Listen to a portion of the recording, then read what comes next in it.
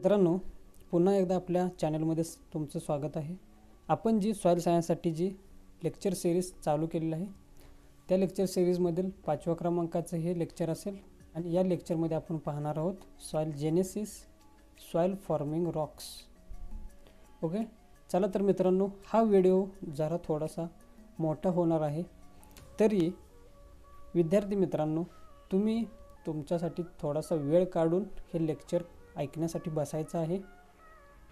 विद्यार्थ्यांनी सोबत वही आणि पेन घेऊन बसले तर उत्तमच, पण जे घेऊन बसणार नाहीत त्यांनी थोडासा वेळ काढून हे लेक्चर अटेंड करायचं आहे, कारण खूप इम्पॉर्टंट हे लेक्चर आहे, soil genesis, soil forming of Roxx.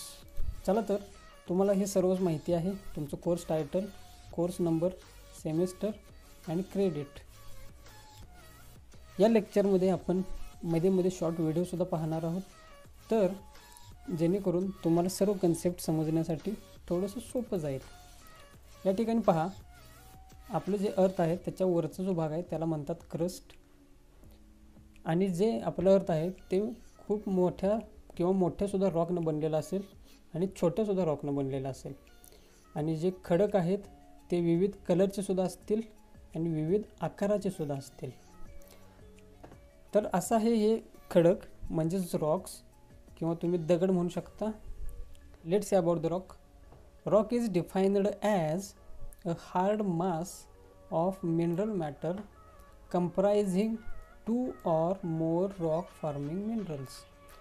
Hard जे असं जे सबस्टन्स आहे की जो हार्ड आहे आणि तो 2 किंवा अनेक मिनरल्सपासून बनलेला असतो।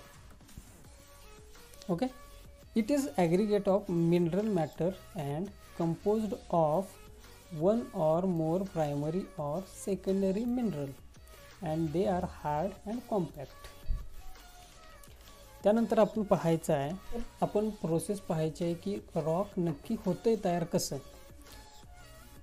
तुम्ही आतापर्यंत लेक्चरमध्ये पाहिलं असेल किंवा ऐकलं असेल, मोल्टन मॅग्मा, अर्थ क्रस्ट, लावा रस, ज्वालामुखी, हे सर्व शब्द तुम्ही ऐकले असतील, पण या व्हिडिओमध्ये आपण पाहायचं आहे की नक्की खडक किंवा रॉक तयार होतं कसं।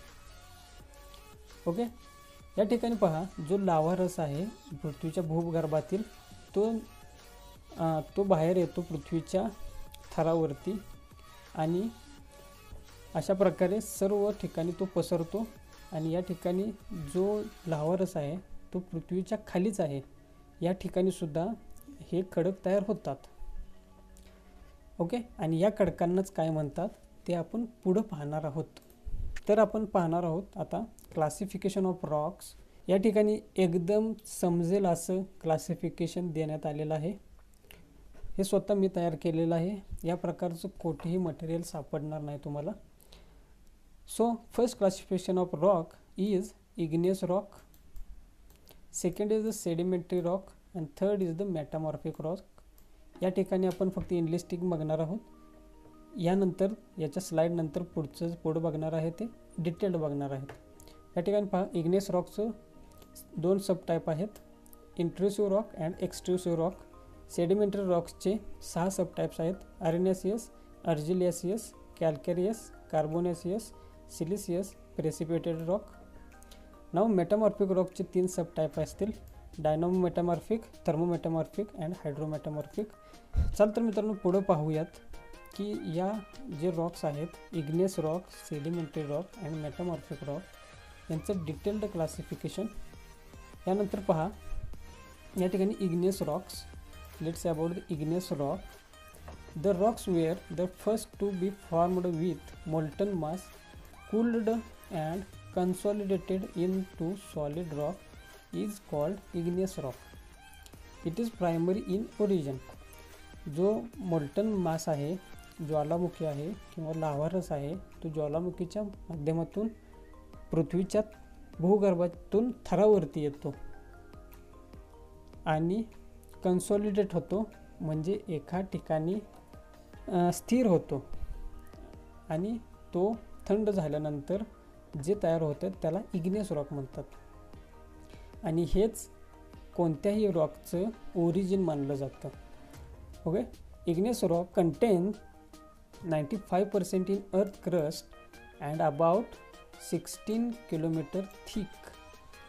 इग्नियस रॉक अर्थच्या क्रस्टमधील 95% भाग व्यापतात आणि हा जो लेअर असेल तो 16 किलोमीटर थिक आहे.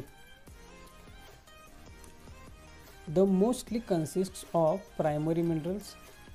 हे जे इग्नियस रॉक आहेत ते जास्तीत जास्त करून प्रायमरी मिनरल्सपासून तयार झालेले असतात. For example quartz, mica, feldspar. And these igneous rocks are classified as first is the intrusive rock or plutonic rock. या ठिकाणी बघा लक्षात ठेवायचं आहे. molten mass was cooled and consolidated below the surface of earth. जो molten मास आहे, लावा रस आहे, तो थंड होतो आणि अर्थच्या सरफेसच्या खाली म्हणजे पृथ्वीच्या भूगर्भामध्ये स्थिर होतो आणि त्यापासून जो रॉक तयार होतात त्यांना म्हणतात इंट्रुसिव्ह रॉक और प्लुटॉनिक रॉक. म्हणजे आत्ता जो व्हिडिओ पाहिला त्यामध्ये जे अर्थच्या खाली जो रॉक तयार झालेला होता अशा प्रकारचं, त्याला म्हणायचं इंट्रुसिव्ह रॉक और प्लुटॉनिक रॉक. तोच व्हिडिओ अजून एकदा आपण पाहणार आहोत. तत्पूर्वी बघूया. They occur at greater depth in the earth crust. पृथ्वीचा जो भूगर्भ आहे त्याच्या खूप खालच्या तळाला किंवा थरावरती हे आढळतात. For example granite, syenite, diorite and gabbro. हे जे आहेत ते एक्झाम्पल्स आहेत इंट्रुसिव्ह और प्लुटॉनिक रॉक्सचं. नाव next is the extrusive rocks और व्होल्कॅनिक रॉक्स. मीन्स आता व्होल्कॅनिक किंवा एक्सट्रुसिव्ह या शब्दावरून तुम्ही लक्षात ठेवायचं आहे. On the surface when the molten mass poured out on the surface of earth where it is consolidated on cooling. जेव्हा लावा रस आपल्या पृथ्वीच्या भूगर्भातून बाहेर येतो सरफेसवरती, त्या ठिकाणी तो थंड होतो आणि त्या ठिकाणी तो स्थिर होतो. त्यापासून जे रॉक तयार होतात त्यांना एक्सट्रुसिव्ह किंवा व्होल्कॅनिक रॉक असे म्हटले जाते. They contain many gas cavities. आणि ते रॉक तयार झाल्यानंतर, फॉर एक्झाम्पल असे रॉक तयार झाल्यानंतर त्याच्यामध्ये अनेक गॅसच्या पोकळी निर्माण असतात. For example basalt, dolerite and obsidian. तर हे आहेत एक्झाम्पल्स एक्सट्रुसिव्ह रॉकचे किंवा व्होल्कॅनिक रॉकचे. या ठिकाणी पहा classification of igneous rock on the basis of chemical composition. म्हणजेच इग्नियस रॉकचं क्लासिफिकेशन या ठिकाणी दिलेलं आहे की ज्यामध्ये सिलिकाचं कंटेंट असेल.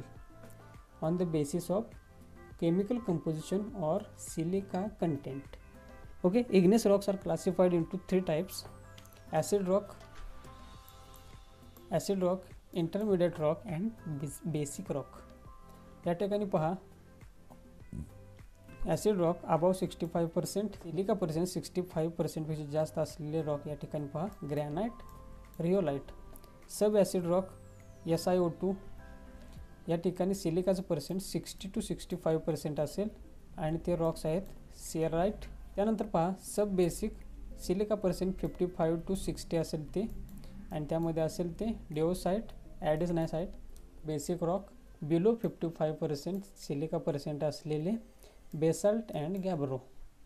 हे होते classification of igneous rock on the basis of silica content. हे एक्झाम्पलसाठी किंवा ऑब्जेक्टिव्हसाठी खूप इम्पॉर्टंट आहे. त्यानंतर आपण पाहूया इग्नियस रॉक कसे तयार होतात किंवा इग्नियस रॉक कोणते. फॉर एक्झाम्पल या ठिकाणी पहा हा जो आहे या ठिकाणी पाहू शकताय तुम्ही. हा आहे तो पृथ्वीचा अर्थ सरफेस आहे आणि हे जे आहे ते या ठिकाणी जो लावा रस आहे तो या ठिकाणी कन्सॉलिडेट झालेला आहे. तर आपण पाहूया इग्नियस रॉक म्हणजे काय. या ठिकाणी पहा हे जो तयार झालेला भाग आहे हा याला म्हणतात इग्नियस रॉक. हे आहेत ते पृथ्वीच्या भूगर्भाखालील. ओके, आणि जे बाहेर येऊन जे होतील ते सुद्धा इग्नियसच रॉक असते. Okay, so next is the sedimentary rock.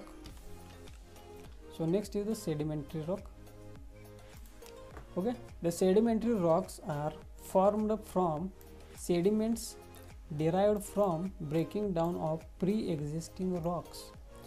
Sedimentary Roxx कशापासून तयार होतात?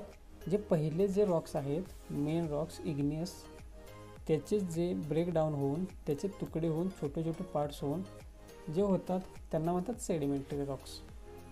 The sediments are transported by water, glaciers etc. to new places, deposited in new arrangement and cemented to the form a secondary rock.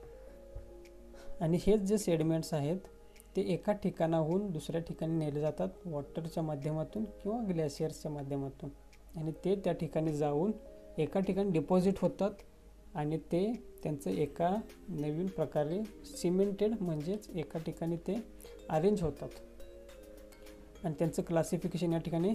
आणि हे सुद्धा कसे होतात याचं सुद्धा आपण शॉर्ट व्हिडिओ पाहणार आहोत, पण सेडिमेंटरी रॉकचं क्लासिफिकेशन आपण त्याआधी या ठिकाणी बघूया. या ठिकाणी फर्स्ट आहे arenaceous rocks. It consist of coarse particle. They are light, usually granular and पोरस.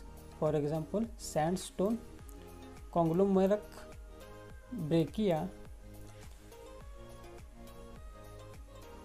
तर हे आहेत एक्झाम्पल ऑफ अरेनेसियस रॉक्सचे. नाव second is the argillaceous rock. It consist of small size particles. They are light to dark, thickly laminated structure. For example mudstone, shale. And third is the calcareous rocks. It consists of calcium carbonate and magnesium carbonate. For example limestone and dolomite. Now next is the carbonaceous rocks. It formed from decomposing vegetation under anaerobic condition. Mainly consist of carbon. And for example coal, peat, lignite. Next classification is siliceous rock. They are of organic origin, have been formed from parts of minute plant and animals, deposited salt and fresh water. For example diatomaceous earth. And now next is the precipitated rock. They are mainly deposits formed as rock masses by the cooling, evaporation or by directly chemical precipitation. For example gypsum, rock salts. तर हे होतं sedimentary रॉकचं classification. आपण पाहणार आहोत sedimentary Roxx जे water आहे किंवा हवा, वारा किंवा जे वादळ असतं त्याच्यामार्फत ग्लेशियर किंवा वॉटरमध्ये कसं डिपॉझिट होतं आणि त्या ठिकाणी त्यांचं अरेंजमेंट कशा प्रकारे होतं.